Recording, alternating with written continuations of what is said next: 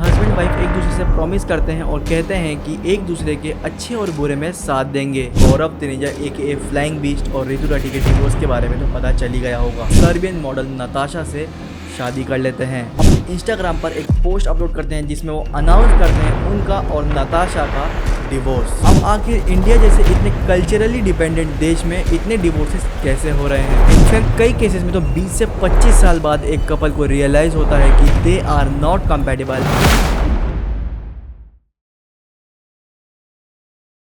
देखो, अगर आप सोशल मीडिया यूज़ करते हो और काफ़ी टाइम से यूट्यूब देख रहे हो तो आपको अब तक गौरव तनेजा एके फ्लाइंग बीस्ट और ऋतु राठी के डिवोर्स के बारे में तो पता चल ही गया होगा। और इसी साल कुछ ही समय पहले आपने हार्दिक पांड्या और नताशा के डिवोर्स के बारे में भी ज़रूर सुना होगा। तो आज की वीडियो में हम बात करेंगे why are divorces becoming common in India. 31 मई 2020 को हार्दिक पांड्या एक सर्बियन मॉडल नताशा से शादी कर लेते हैं। ये शादी काफ़ी स्मूथली हो जाती है, इसमें कोई रुकावटें भी नहीं आती है रिलीजन या फिर कल्चर को लेकर। एंड कट टू 2024 सब कुछ परफेक्ट चल ही रहा होता है। उनका बेटा 4 साल का हो चुका होता है। हार्दिक पांड्या खुद रिसेंटली वर्ल्ड कप जीतकर इंडिया आए होते हैं। पर जुलाई 2024 में हार्दिक पांड्या अपने शादी के ठीक 4 साल बाद अपने इंस्टाग्राम पर एक पोस्ट अपलोड करते हैं जिसमें वो अनाउंस करते हैं उनका और नताशा का डिवोर्स। अब शायद ये एक हाई प्रोफाइल केस है, इसलिए हम में से ज्यादा लोगों को इस केस के बारे में पता है, लेकिन इंडिया में डिवोर्स काफी ज्यादा कॉमन हो चुका है। आप में से 99% लोग ऐसे किसी ना किसी पर्सन को जानते होंगे जिनका अभी रिसेंटली ही डिवोर्स हुआ होगा। Shikhar Dhawan and Ayesha Mukherjee, Kusha Kapila and Zorawar Singh, Hrithik Roshan and Sussanne Khan, Nawazuddin Siddiqui and Aaliya Siddiqui. ये तो वो कुछ फेमस डिवोर्सेस हैं जिनके बारे में पूरे देश को पता है। बट बहुत सारे ऐसे भी डिवोर्सेस और कॉम्प्रोमाइजेस होते हैं जो सामने ही नहीं आते। ये डिवोर्सेस अब एक वेस्टर्न बीमारी ही नहीं बल्कि इंडिया की सैड रियलिटी बन चुके हैं। वैसे इंडिया को अभी बाकी देशों से कंपेयर किया जाए तो इंडिया का डिवोर्स रेट अभी भी सबसे कम ही है, जहां पोर्तुगल में डिवोर्स रेट 94% है जबकि इंडिया में सिर्फ ये 1.1% है। बट रिसेंटली कुछ ईयर्स में ये रेट काफ़ी तेज़ी से हमें देखने को बढ़ता हुआ दिख रहा है। आप में से बहुत सारे लोगों का मानना होगा कि डिवोर्सेस सिर्फ अरेंज मैरिज में होते हैं, और अगर आपका ऐसा मानना है तो then you are wrong. Sunday Guardian की एक रिपोर्ट के हिसाब से भारत में 50% से भी ज़्यादा डिवोर्सेस लव मैरिज में देखे गए हैं। और इन सब में सबसे शॉकिंग बात तो ये है कि ये डिवोर्सेस शादी के तुरंत बाद नहीं हो रहे हैं, बल्कि 4 से 5 साल बाद या फिर बच्चा होने के बाद ही ये सारे डिवोर्सेस होते हैं। इनफैक्ट कई केसेस में तो 20 से 25 साल बाद एक कपल को रियलाइज होता है कि they are not compatible and this leads to divorce.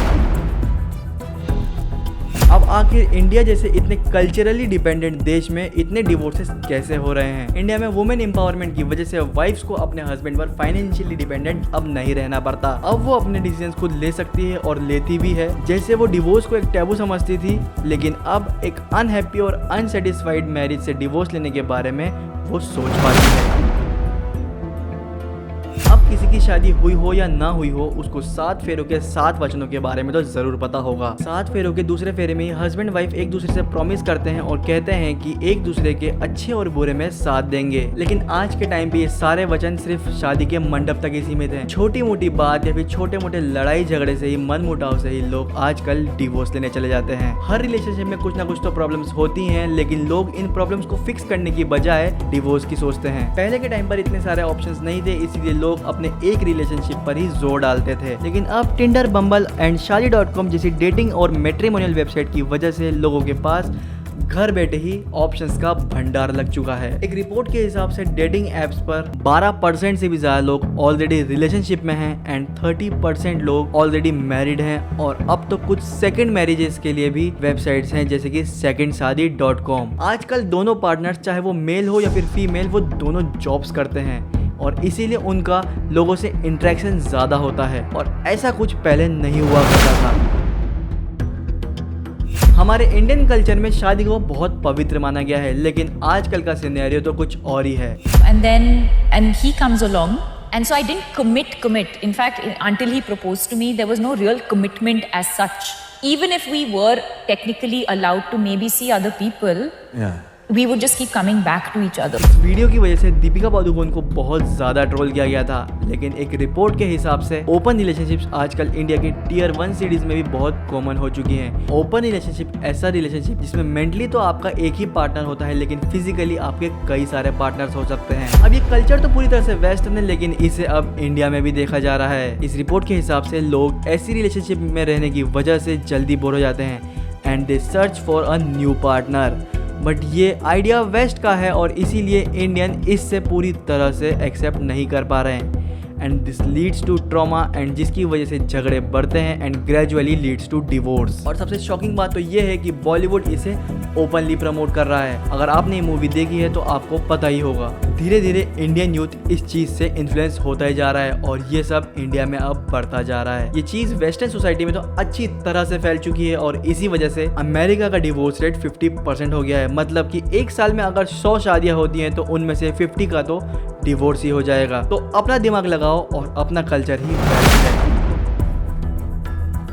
शादियाँ पहले एक मैच फिक्सर करवाया करता था, मतलब कि एक मिडिल मैन जो लड़की या लड़के दोनों की फैमिलीज को जानता हो, इसीलिए हमारा ट्रस्ट भी रहता था। लेकिन अब टियर 1 सिटीज में ज़्यादातर शादियाँ मैट्रिमोनियल वेबसाइट से होने लगी हैं और इसी वजह से ट्रस्ट इश्यूज और कंपैटिबिलिटी इश्यूज भी बहुत ज़्यादा देखने को मिल रहे हैं। और दूसरी तरफ सोशल मीडिया इन्फ्लुएंसर्स की डार्क साइड। ये फैमिली व्लॉगर्स अपने रिलेशनशिप का सिर्फ पॉजिटिव साइड ही दिखाते हैं, नेगेटिव साइड नहीं दिखाते हैं और इसी वजह से उनको व्यूज भी मिलते हैं। बट जो नेगेटिव साइड और कॉम्प्रोमाइजेस हैं वो लोग नहीं देख पाते हैं और जो व्यूवर्स हैं वो यही सोच के अपनी लाइफ और अपनी रिलेशनशिप की एक्सपेक्टेशन बढ़ा लेते हैं। लेकिन जब ये एक्सपेक्टेशन रियलिटी से मैच नहीं होती तब वो डिसअपॉइंट हो जाते हैं और यही फॉल्स फीलिंग आगे जाके उनके डिवोर्स का कारण बनती है। और इंडिया में तो शादी को लेके एक एज के बाद काफ़ी ज़्यादा प्रेशर होता है फैमिली, फ्रेंड्स और नेबर्स का, और इसी प्रेशर के चलते लोग गलत या इनकम्पैटिबल पर्सन से शादी कर लेते हैं और इसके बाद तो आपको पता ही है। आप लोगों के क्या थॉट्स है इस बारे में प्लीज मुझे कमेंट सेक्शन में जरूर बताना। अगर आपको मेरी इस वीडियो से कुछ भी नया पता चला हो या फिर सीखने को मिला हो तो प्लीज इस वीडियो को